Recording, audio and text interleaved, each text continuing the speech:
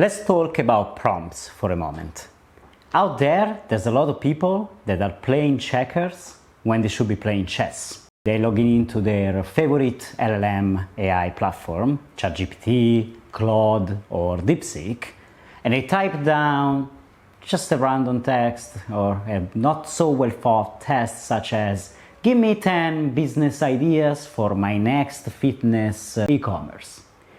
And they expect that magic will happen, and then when they get an average result, they do blame the tool. But here's the secret. AI is as smart as the prompt that you input to it. And the prompt is as smart as the person behind it. Okay? With that, I'm not saying that you or me or everybody else out there are dumb, but that the input is what affects the output when it comes to LLMs.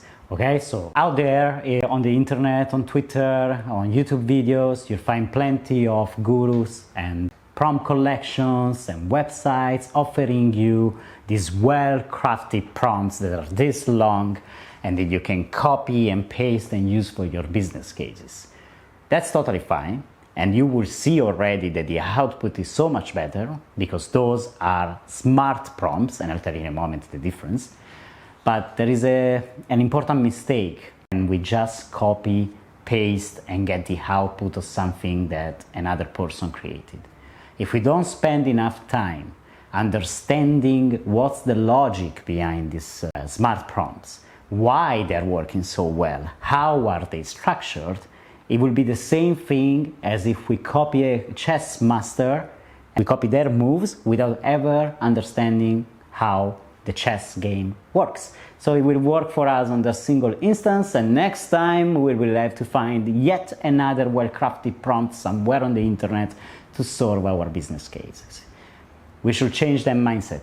It should be our critical thinking to guide us in crafting those prompts. We should understand how smart prompts work and why they're different, so that once we have studied a few of them and the structure behind them, we can now craft limitless prompts for any business case that we need, and this time we will be the ones sharing those with others eventually, right?